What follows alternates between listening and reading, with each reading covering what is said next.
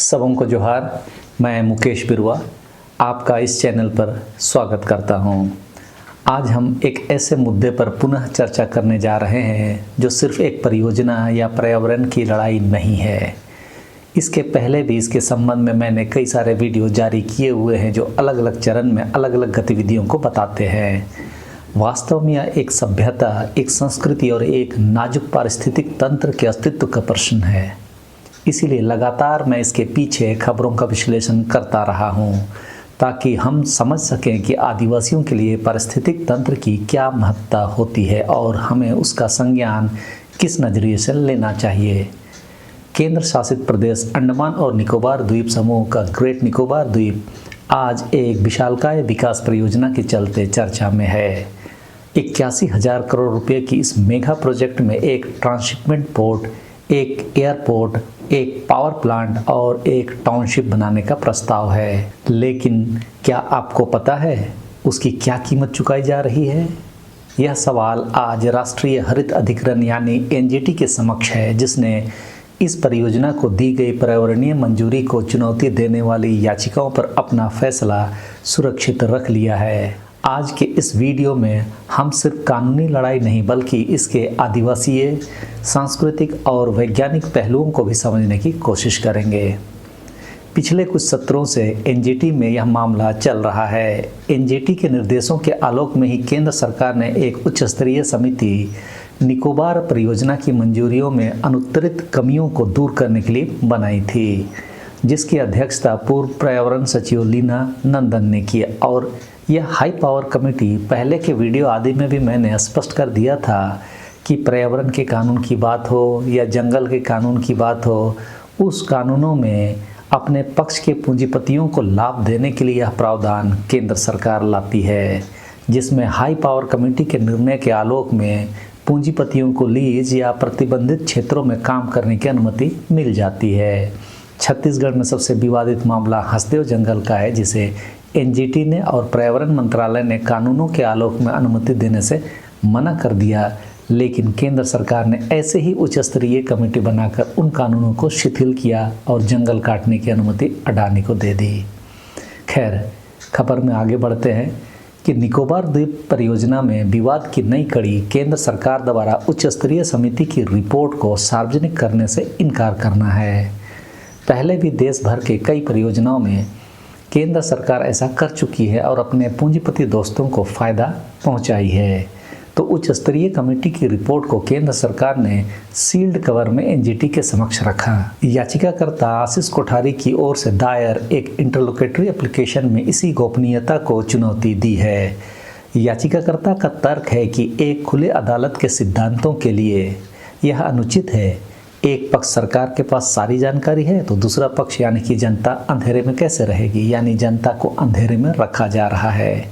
सबसे दिलचस्प बात तो यह भी है कि परियोजना से जुड़े 350 से अधिक दस्तावेज जैसे मंजूरियां, मास्टर प्लान, पर्यावरण प्रभाव आकलन यानी जिसे इन्वायरमेंट इम्पैक्ट असेसमेंट रिपोर्ट कहते हैं, पहले से ही सार्वजनिक डोमेन में है। तो फिर सिर्फ उस रिपोर्ट को गोपनीय क्यों रखा जा रहा है जो इन्हीं मंजूरियों का पुनरीक्षण करती है?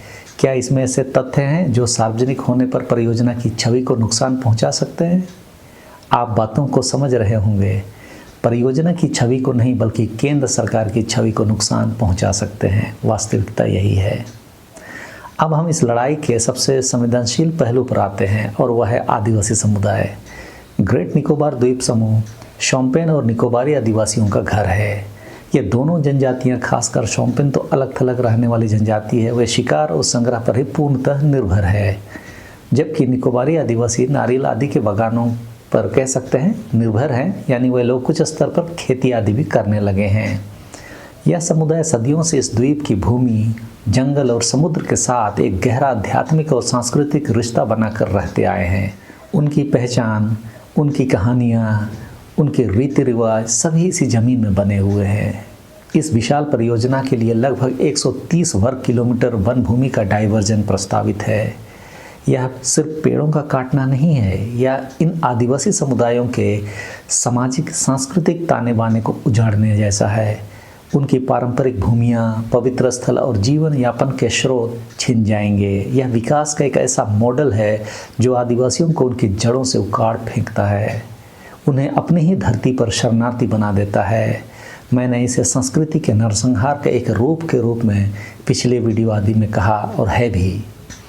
मैं अक्सर आदिवासी संस्कृति के पीछे के विज्ञान पर आपको लगातार जानकारी देते रहा हूँ और यहाँ पर भी मैं ग्रेट निकोबार द्वीप की जैविकता, जो एक खजाने से कम नहीं है और यह पृथ्वी पर सबसे अधिक जैव विविधता वाले 35 हॉटस्पॉट में से एक का हिस्सा है के बारे में भी आज वैज्ञानिक दृष्टिकोण देने जा रहा हूँ।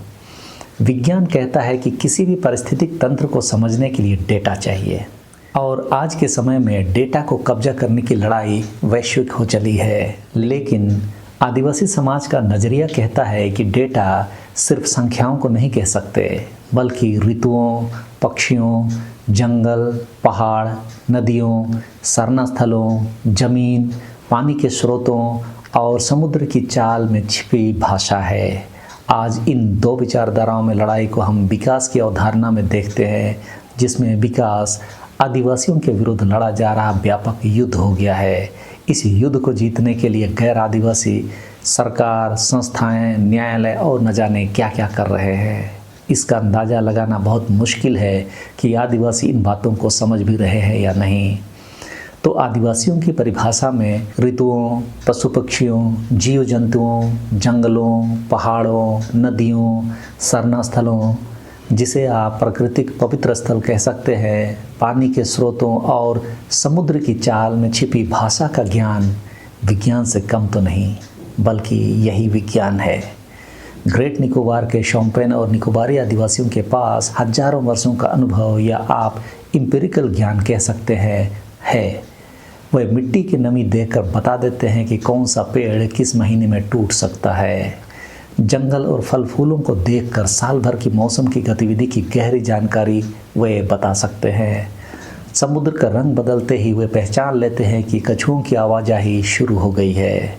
आधुनिक विज्ञान में इसे ट्रेडिशनल इकोलॉजिकल नॉलेज यानी TEK कहा जाता है, एक ऐसा ज्ञान जो लंबी अवधि के अवलोकनों पर आधारित होता है। यह सब जानकारी आप आदिवासी ज्ञान की वैज्ञानिक नींव की बुनियाद समझ सकते हैं, लेकिन इस नींव की बुनियाद को आधुनिक पढ़ाई लिखाई ने हमसे दूर कर दिया, वो अलग बात है। यदि आप जीव विज्ञान और आदिवासी समुदाय के रिश्तों को समझना चाहें, खासकर निकोबार द्वीप समूह के आदिवासियों के नज़रों से, तो लेदरबैक कछुए की घोंसला बनाने की जो विधि है वह केवल एक जैविक घटना नहीं है, बल्कि वह द्वीप का समय मापने का तरीका है। जब कछुए तट पर आते हैं तो निकोबारी आदिवासी जान जाते हैं कि समुद्र का तापमान बदल रहा है। विज्ञान भी यही मानता है कि लेदरबैक नेस्टिंग समुद्री तापमान का प्राकृतिक संकेतक या बायो इंडिकेटर है। इसे ही आदिवासी ज्ञान में कहते हैं कि प्रकृति खुद मौसम का पूर्वानुमान देती है।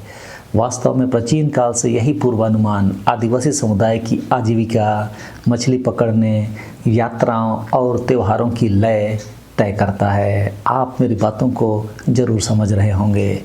जहाँ तक ग्रेट निकोबार द्वीप समूह की बात है, वहाँ की जो पारिस्थितिक घड़ी है उसे भी आप मेगापोड पक्षियों के ज़मीन पर बड़ा गड्ढा खोदकर अंडे देने से भी समझ सकते हैं। अध्ययन में पता चला है कि उनके घोंसले प्राकृतिक इंक्यूबेटर का काम करते हैं और उनके घोंसलों का तापमान 33 डिग्री से 35 डिग्री सेल्सियस के बीच एकदम नियंत्रित रहता है। अब हम लोग एयर कंडीशन में रहने वाले लोग क्या ऐसे इंक्यूबेटर को समझ पाएंगे? आदिवासी लोग इन्हें धरती की सांस कहते हैं, क्योंकि मिट्टी का तापमान और नमी इन्हीं से मापी जाती है, समझी जाती है। यदि मेगापोड पक्षी के घोंसले कम हो तो यह चेतावनी है कि जंगल के तापमान में असामान्य वृद्धि हो रही है, बदलाव हो रहा है। यह एक आदिवासी विज्ञान है जिससे थर्मामीटर से पहले ही आदिवासी समुदाय पढ़ लेता है। सरकार का तर्क है कि वह इन नुकसानों से अवगत है और उसके विकल्प का उपाय भी ढूंढ रही है, लेकिन सवाल यह है कि क्या कुछ प्रजातियां और पूरे पारिस्थितिक तंत्र के स्थायी विनाश का कोई विकल्प दिया जा सकता है? याचिकाकर्ता का स्पष्ट कहना है कि मौजूदा पर्यावरणीय सुरक्षा उपाय पहले से मौजूद हैं, उन्हें सरकार द्वारा ही मान्यता प्राप्त है। सवाल यह है कि क्या इस परियोजना के लिए इन सुरक्षाओं को चुपचाप खत्म कर दिया जाए? ग्रेट निकोबार के समुद्र की भाषा वहाँ के आदिवासी पहले ही पढ़ लेते हैं, लेकिन कोरल रीफ विज्ञान में कीस्टोन स्पेसीज होते हैं जो पूरे समुद्री खाद्य श्रृंखला को संतुलित रखते हैं। निकोबारी आदिवासी उन्हें समुद्र की दीवारें कहते हैं। ऐसा क्यों कहते हैं? क्योंकि जब कोरल सफ़ेद होने लगते हैं, जिसे कोरल ब्लीचिंग कहा जाता है, तो समुद्र का व्यवहार अप्रत्याशित हो जाता है। लहरें ऊंची उठने लगती है तो मछलियां भी कम नज़र आती है और तट का कटाव काफ़ी अधिक हो जाता है। आधुनिक विज्ञान इसे ओशियन एसिडिफिकेशन से जोड़ता है, लेकिन आदिवासी समुदाय इसे महासागर की चेतावनी मानता है। आप इन अंतरों को समझते जाइए कि किस तरह एक पारिस्थितिक तंत्र को समाप्त करने से धरती का बैलेंस डिस्टर्ब होता है। ऐसे में सवाल उठता है कि अब खतरा क्या है और प्रोजेक्ट और पारिस्थितिकी के टकराव से क्या कुछ हो सकता है। देखिए, मेगा प्रोजेक्ट उन्हीं क्षेत्रों को छू रहा है जहाँ कछुओं की नेस्टिंग है। दूसरा, उसी क्षेत्र में मेगापोड पक्षियों की भी ज़मीन है जहाँ वे लोग अंडे देते हैं। और कोरल का विस्तार भी काफ़ी ज़्यादा और समृद्ध है। वैज्ञानिक भाषा में इसे कम्युलेटिव इकोलॉजिकल डिस्रप्शन कहते हैं, लेकिन आदिवासी भाषा में इसे कहा जाता है कि जंगल की सांस टूट रही है या जंगल की सांस का टूटना कहते हैं। ऐसे में जब सरकार ने हाई पावर्ड कमेटी की रिपोर्ट को सील्ड कवर में दिया तो यह सिर्फ एक कानूनी बहस की बात नहीं है, बल्कि आदिवासी समुदाय के लिए यह सांस्कृतिक असुरक्षा का संकेत बन गया है। आदिवासियों के जीवन शैली में या जिसे उन्होंने इस दुनिया में अपने विचारधारा में माना है, उसमें प्रकृति का फैसला भी सामूहिक होता है, जबकि केंद्र सरकार यहाँ सबसे बड़े फैसले को बंद लिफाफे में छुपा कर दे रही है। क्या विकास का मतलब हर कीमत पर आर्थिक गतिविधि और बुनियादी ढांचे का विस्तार सिर्फ है, भले ही उसकी भेंट एक अनूठी संस्कृति और एक अद्वितीय परिस्थितिकी तंत्र क्यों न चढ़ जाए? या फिर विकास का मतलब संतुलन, संरक्षण और समावेशिता है? क्या हम एक ऐसा रास्ता नहीं ढूंढ सकते हैं जो स्थानीय आदिवासियों की आकांक्षाओं का सम्मान करे और साथ ही प्रकृति की नाजुकता को भी बरकरार रखे? निकोबार द्वीपवासियों का सवाल बहुत सरल है कि क्या विकास का मतलब उनका अदृश्य होना है, उनका खत्म होना है, उनके पारिस्थितिक तंत्र को समाप्त करना है? वैज्ञानिक शोध कहता है कि जिन समुदायों की प्रकृति पर निर्भरता 100% है, उन्हें पर्यावरणीय बदलाव सबसे पहले चोट पहुंचाते हैं। और ग्रेट निकोबार में यह बदलाव सिर्फ तापमान या प्रदूषण का नहीं, बल्कि पूरे सांस्कृतिक और वैज्ञानिक तंत्र के टूटने का खतरा है। प्रश्न यह नहीं है कि ग्रेट निकोबार विकास चाहता है या नहीं, प्रश्न यह है कि क्या विकास उस ज्ञान को भी जगह देगा जिसने सदियों से इस द्वीप को जीवित रखा है। विज्ञान कहता है जैव विविधता बचाओ, और आदिवासी समुदाय कहता है कि अपने पूर्वजों और धरती का सम्मान करो। दोनों की भाषा अलग अलग है, लेकिन सत्य एक ही है। ग्रेट निकोबार सिर्फ ज़मीन नहीं है, यह एक जीवित ज्ञान प्रणाली है। ऐसे में एनजीटी का आगामी फैसला न सिर्फ ग्रेट निकोबार के भविष्य, बल्कि भारत में पर्यावरणीय न्याय और आदिवासी अधिकारों के लिए एक मिसाल कायम कर सकता है। यह तय करेगा कि क्या राष्ट्रीय हित की परिभाषा में एक द्वीप और उसके आदिवासियों का अस्तित्व शामिल है या नहीं। हम सभी की जिम्मेदारी है कि हम इस बहस में सचेत रहें और एक जिम्मेदार नागरिक के तौर पर अपनी आवाज़ उठाएं, क्योंकि जो निकोबार में हो रहा है वह कल हमारे अपने आसपास भी हो सकता है। तो इस वीडियो में इस समय के लिए इतना ही। आपको वीडियो अच्छी लगी तो इसे लाइक, शेयर और सब्सक्राइब जरूर करें, और दूसरे आदिवासी भाइयों से भी इस चैनल के बारे में जानकारी साझा करें, ताकि पूरे आदिवासी समुदाय में इन परियोजनाओं के संबंध में व्यापक चर्चाएं की जा सके। सबको धन्यवाद। जोहार।